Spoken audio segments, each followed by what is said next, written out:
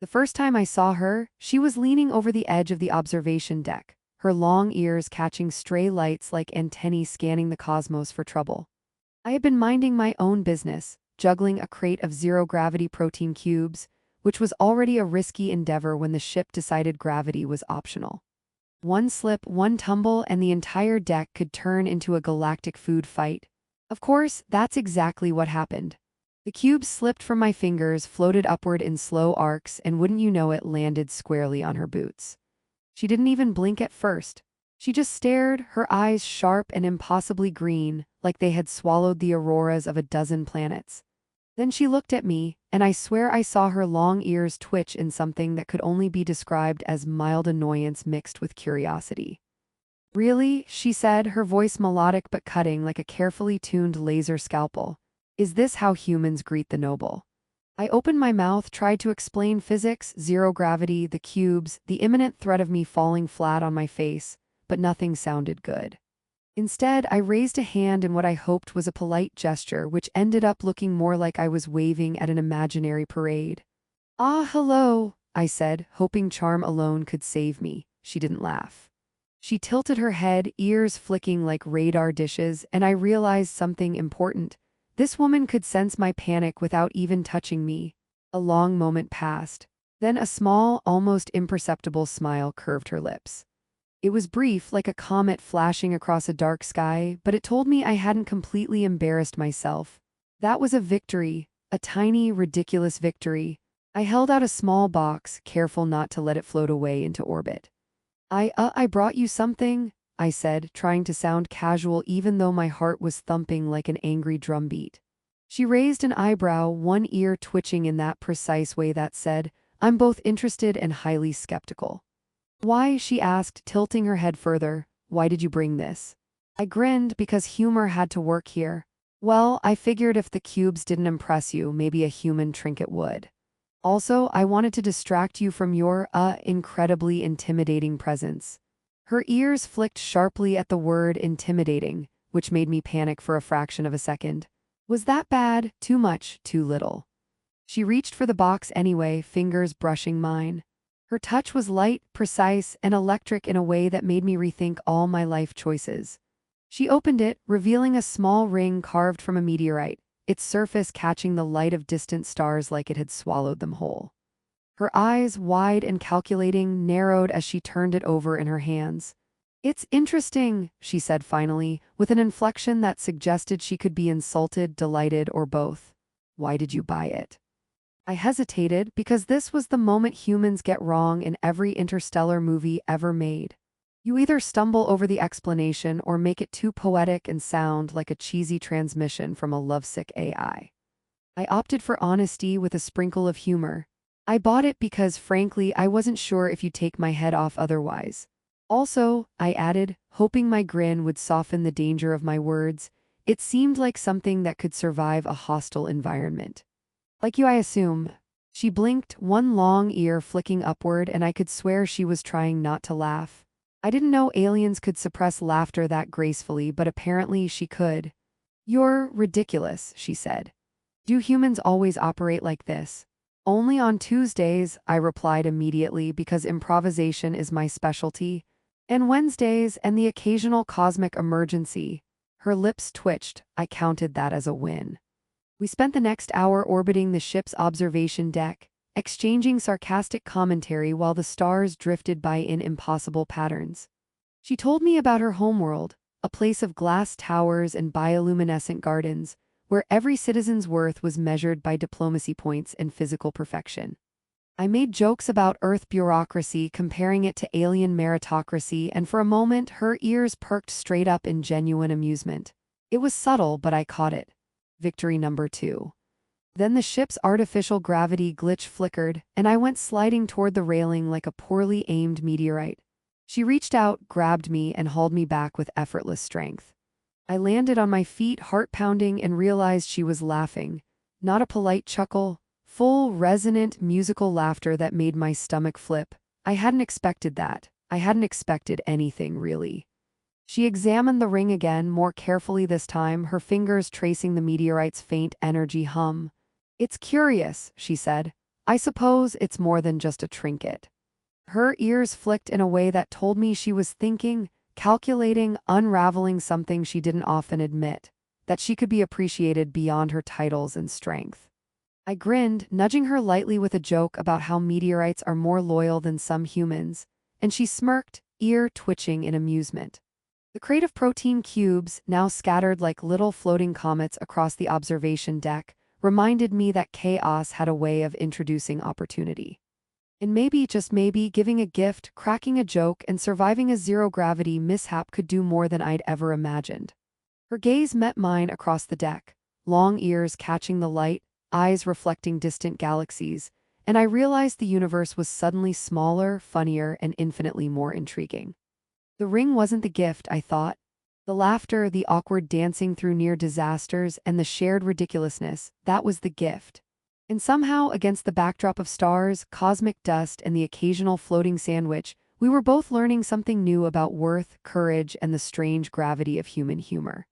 The next morning, or whatever passed for morning on a starliner that spun through the Epsilon Veil, I found her in the ship's central hub, delicately balancing on one of those magnetic catwalks that made gravity seem like a suggestion rather than a law.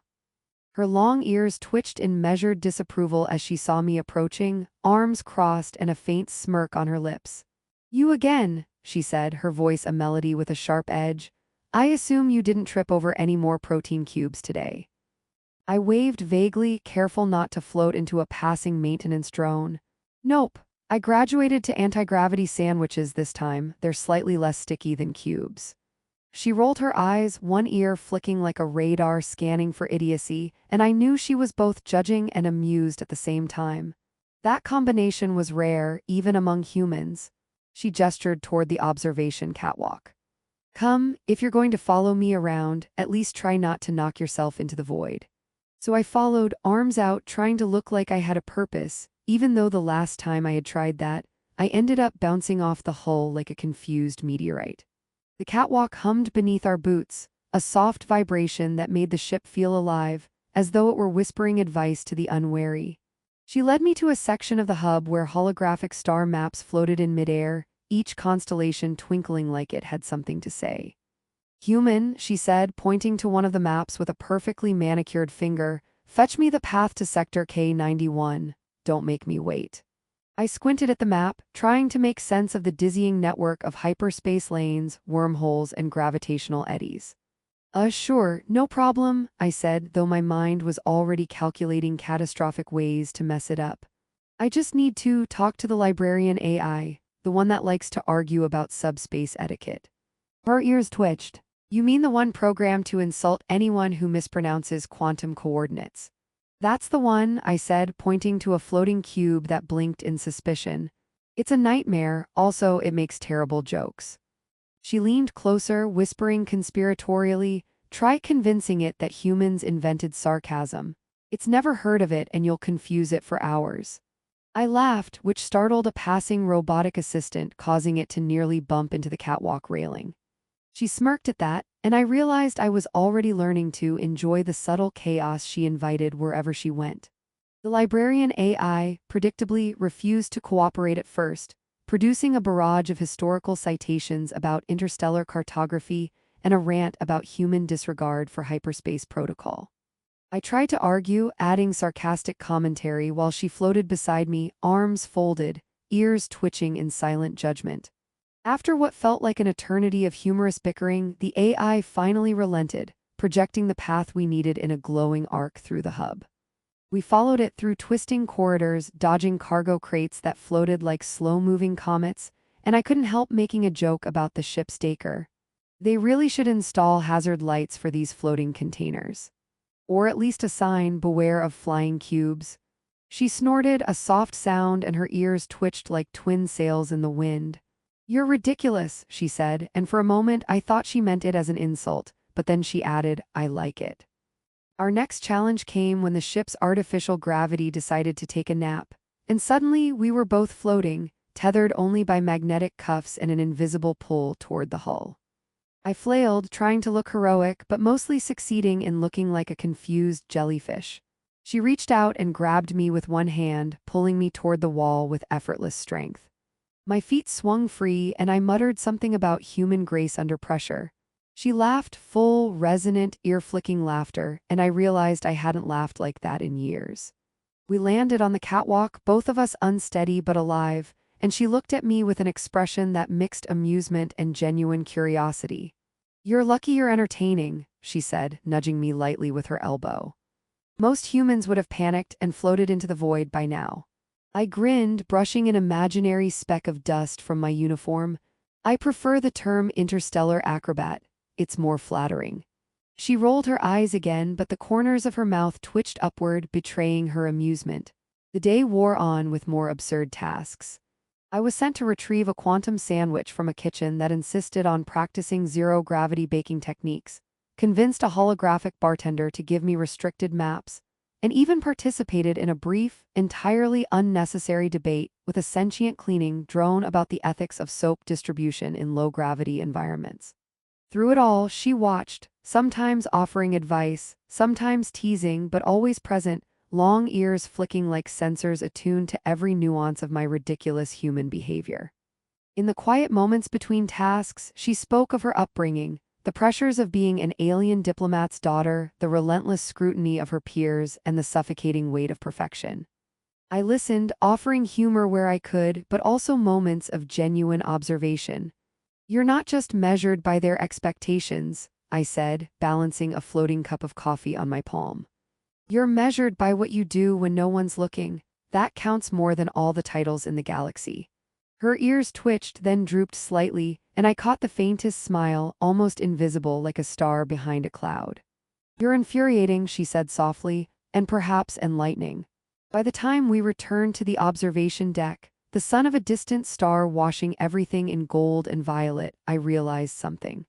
The ring I had given her wasn't just a trinket. It was a placeholder for moments like this, awkward, humorous, dangerous, and utterly human. Moments where she could see herself as more than the sum of her titles, more than her long ears and flawless composure. She caught my eye, ears twitching in that subtle, expressive way that now felt almost like a language. "You humans are strange," she said. "Messy, loud, ridiculous, but sometimes you're right." And in that mess of zero-gravity chaos, absurd tasks, and scattered sandwiches, a bridge formed between us, fragile but undeniable. Humor, danger, and shared absurdity had done what titles, power, and protocol could not. It had made her consider her own worth beyond the galaxy's judgment. I grinned at her, floating slightly above the floor in my poorly adjusted exoboots. "See, I told you interstellar charm works." She smirked, one ear twitching in reluctant acknowledgement. "For now, human, for now."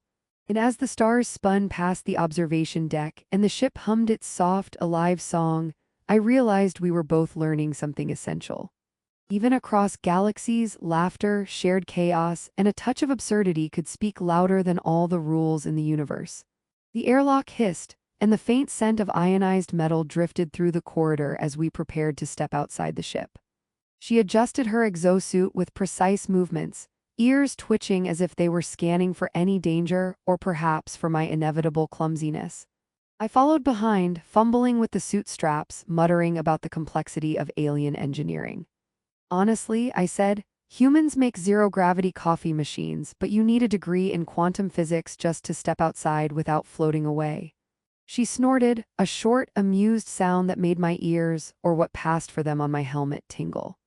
"You humans," she said, "are fearless in your stupidity." I bowed slightly inside the suit. "I prefer to call it charm." She rolled her eyes, and I swear the slight twitch of her long ears was acknowledgement. We moved onto the hull, tethered to the ship by magnetic lines that shimmered faintly, pulsing with energy as though alive. Below us, the planet we had discovered earlier rotated slowly, rivers of neon bioluminescence winding across its surface, casting surreal reflections against the hull. I glanced at her, and the sight of her standing there, upright and regal in her exosuit, made me realize she had changed since our first awkward encounter. Her posture no longer carried the weight of expectation, the rigid perfection imposed by 1,000 alien eyes. She was still precise, still commanding, but there was an ease now, a quiet strength that hadn't been there before. "You brought me here for what reason?" she asked, one long ear flicking with impatience, or was it curiosity? I grinned, balancing on the magnetic tethers with all the skill of a novice. Perspective. A little danger, a lot of you, and maybe a chance for you to think about your ring. Her eyes flicked to the meteorite band on her hand, and I could see her contemplating it in a way she hadn't before. You mean that piece of rock? She asked, voice laced with skepticism. You've made it seem like some cosmic talisman, but it's just a ring. I floated closer, careful not to bump into her, and gestured toward the glowing rivers below. Maybe, or maybe it's a reminder. A reminder that even someone like you, long ears, impeccable diplomacy, perfect in ways your homeworld celebrates, has worth that isn't measured by titles, votes, or appearances. The ring doesn't decide your value, you do. Every choice you make, every moment you step into uncertainty, every laugh, every stubborn decision, it all matters. That's why I bought it. Not because it's fancy, not because it's rare, but because you're rare. Her ears twitched sharply, an almost imperceptible shiver running along them, and she looked down at the ring again. You make it sound important, she admitted almost reluctantly. I do, I said, because it is. Not because of the ring, but because of you. And if the ring can remind you that someone sees you beyond the politics, beyond the pressure, beyond the expectations, well, that's more than any meteorite can do on its own. I gave a little shrug, hoping it came off as humble, not overly sentimental. She tilted her head, considering, and for a moment, silence stretched between us, punctuated only by the hum of the ship and the subtle energy thrumming through our tethers. Then she laughed, a short, musical sound that reverberated against the hull. You humans really do have a way with words, don't you? She said, one ear flicking sideways as if measuring the sincerity of my voice. I suppose perhaps I have underestimated myself. I floated closer, grinning despite the awkwardness of zero-gravity proximity. See, that wasn't so hard. All it took was a small gift, a lot of honesty, and maybe a little bit of human idiocy. She snorted, and I caught the faintest smile, a curl of amusement and approval that made the universe feel strangely compact, like it had folded itself around this moment. We spent hours there, suspended over the bioluminescent planet, talking, joking, debating the merits of alien coffee versus human protein cubes, and imagining improbable scenarios where we were both heroes in cosmic comedies. Every laugh, every playful jab, every small human mistake built a bridge between us, one that was stronger than titles, hierarchy, or even the vast distances of space. Eventually, we returned to the ship, tether lines disengaging with a satisfying hum. She moved with an ease I hadn't seen before, the long ears standing alert but relaxed, the rigid weight of expectation replaced by self-recognition. The ring glinted faintly in the light of the observation deck, and she flexed her fingers, turning it over with quiet pride. You've changed things, she said softly, almost to herself, though I knew the words were meant for me as much as for her. Not just me, this ship, this mission, maybe even this galaxy feels different because of you. I raised a brow, grinning. I aim to please, also it's cheaper than Starship insurance. She laughed again, ear flicking in amusement, and I realized we had crossed some invisible line between duty and genuine connection. She had learned her own worth in a way that didn't require ceremony or judgment, just recognition, humor, and a tiny meteorite ring. Days later, as the ship sailed past drifting asteroid belts and luminous nebulae, we moved through the corridors differently. Our banter had softened the tension of protocol, our jokes had replaced fear with cautious delight, and our shared adventures had created an unspoken trust that no galactic law could dictate.